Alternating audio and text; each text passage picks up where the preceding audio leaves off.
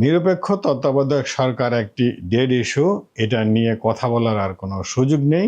এই তত্ত্বাবধায়ক সরকারের ইস্যু অথবা ধারা এটা বর্তমানে জাদুঘরে আছে, এমন কথা কিন্তু সব সময় আওয়ামী লীগ আমলে টকশোগুলোতে আওয়ামী লীগ সমর্থিত নেতা কর্মী এমপি প্রধানমন্ত্রী থেকে শুরু করে একেবারে তৃণমূল পর্যায়ের নেতাকর্মী পর্যন্ত এই সমস্ত কথা বলতো যখন তারা ক্ষমতায় ছিল। এখন যখন তারা দেশ থেকে পালিয়েছে, বেশ কিছুদিন কোনো গণমাধ্যমে কথা বলেনি। এখনও মেইন স্ট্রিমের গণমাধ্যমে কথা বলা সরকারের নির্দেশ অনুযায়ী নিষেধ আছে। তারা নানান মাধ্যমে তারা এখন টকশোতে আসছে এবং কথা বলছে। তো সম্প্রতি তারা নিরপেক্ষ তত্ত্বাবধায়ক সরকারের অধীনে নির্বাচন চায়, এমন বক্তব্য তারা গণমাধ্যমে অর্থাৎ সামাজিক মাধ্যমে দেয়া শুরু করেছে।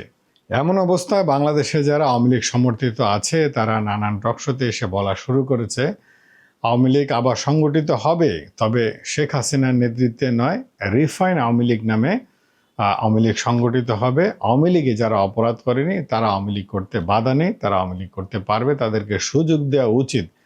এমন কথা কিন্তু বিগত দিনগুলোতে অর্থাৎ 5ই আগস্টের পরে এই কথাগুলো নানান মাধ্যমে তারা বলে আসছে।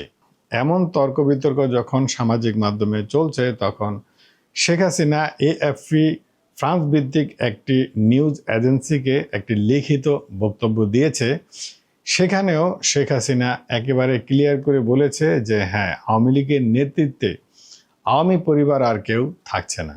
এই বক্তব্য থেকে ক্লিয়ার বোঝা যাচ্ছে বাংলাদেশে এখন যারা আওয়ামী লীগের পক্ষে কথা বলছে অথবা আওয়ামী লীগকে যারা সমর্থন করে, তারা যখন বলছে যে যারা আওয়ামী লীগে অপরাধ করেনি তাদেরকে রাজনীতি করতে দেওয়া উচিত এবং তাদেরকে নির্বাচনে অংশগ্রহণ করতে দেওয়া উচিত, যাতে করে দেশে যারা আওয়ামী লীগকে একজিস্ট করে অথবা আওয়ামী লীগের পক্ষে যারা নানান গণমাধ্যমে লড়ছে তারা যাতে বলতে পারে যে হ্যাঁ, যদি শেখ হাসিনা অপরাধ করে থাকে বা শেখ হাসিনার মন্ত্রী পরিষদের বা অন্যান্য সংসদ সদস্যরা যারা অপরাধ করেছে তারা তো আওয়ামী লীগের নেতৃত্বে আসছে না, আসছে রিফাইন আওয়ামী লীগ।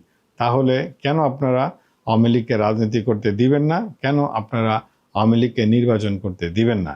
সেই বক্তব্য যাতে তারা আরও বেশি করে দিতে পারে এবং স্ট্রংলি একটি যুক্তি দাঁড়া করাতে পারে, সেই ব্যবস্থাই কিন্তু সাবেক প্রধানমন্ত্রী শেখ হাসিনা করে দিয়েছেন এবং সেই বক্তব্যই তিনি দিয়েছেন। এই রিফাইন আওয়ামী লীগ নামে সুসংগঠিত হওয়ার পর যখন আওয়ামী লীগের কার্যক্রম শুরু হবে, তখন